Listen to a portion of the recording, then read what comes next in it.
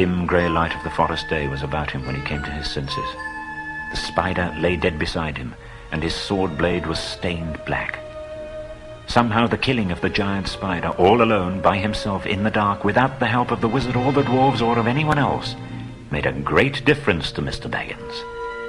He felt a different person, and much fiercer and bolder, in spite of an empty stomach. He wiped his sword on the grass and put it back into its sheath. "I will give you a name," he said to it.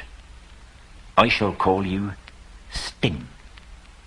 The forest was grim and silent, but he felt it was unsafe to shout, and stood a long while wondering in what direction the path lay, and in what direction he should go first to look for the dwarves.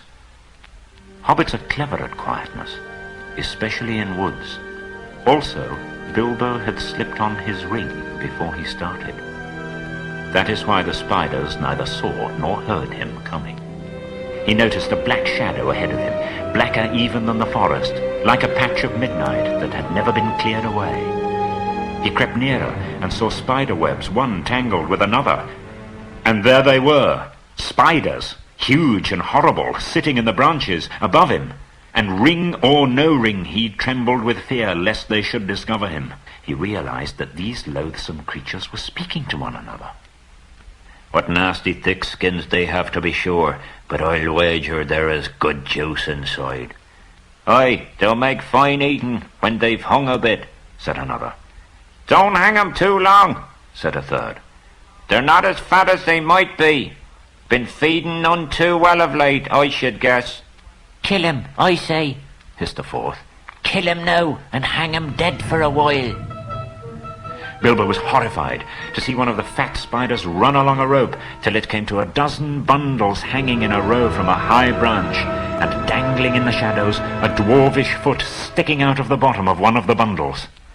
He had to do something. He could not get up at the brutes, but he was a pretty fair shot with a stone, and it did not take him long to find a nice, smooth, egg-shaped one that fitted his hand cosily. While he was picking up stones, the spider had reached Bomba, and soon he would have been dead. At that moment, Bilbo threw. The stone struck the spider plunk on the head, and it dropped senseless off the tree, flop, to the ground. Whack! Dead. He started to lead the furious spiders further and further away from the dwarves, making them curious, excited, and angry all at once. Dancing among the trees, he began to sing a song to infuriate them and bring them all after him, and also to let the dwarves hear his voice.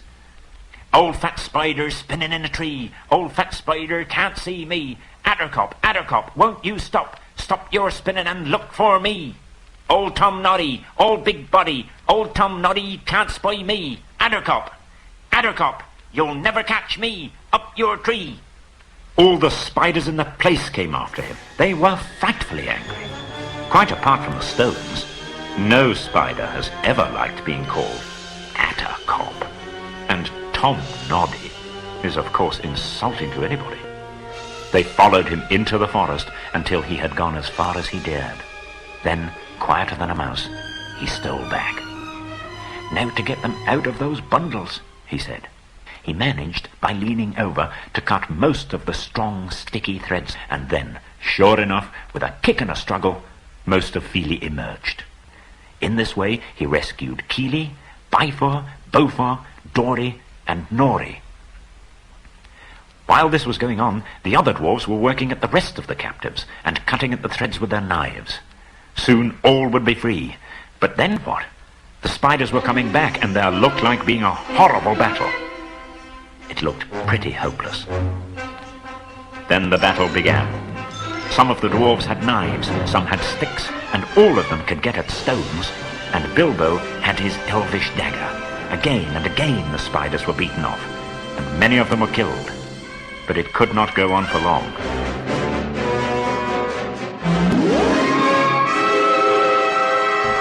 Bilbo was nearly tired out.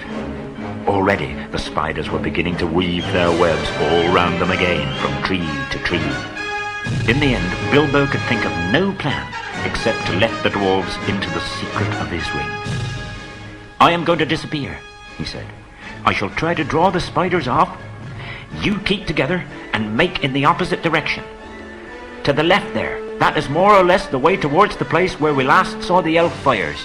He suddenly slipped on his ring, and to the great astonishment of the dwarves, he vanished. Soon there came the sound of "Lazy lob," and "Attercop," from among the trees away on the right. That upset the spiders greatly, and some went off in the direction of the voice. The dwarves huddled together in a knot, and sending a shower of stones, they drove at the spiders on the left and burst through the ring. Away behind them now, the shouting and singing suddenly stopped. Things were looking very bad again, when suddenly Bilbo reappeared and charged into the astonished spiders unexpectedly from the side.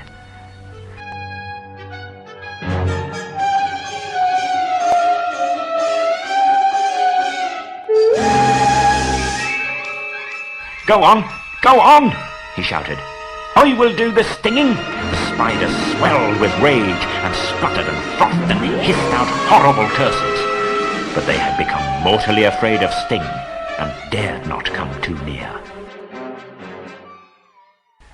But just when Bilbo felt that he could not lift his hand for a single stroke more, the spiders suddenly gave it up and went back to their dark colony.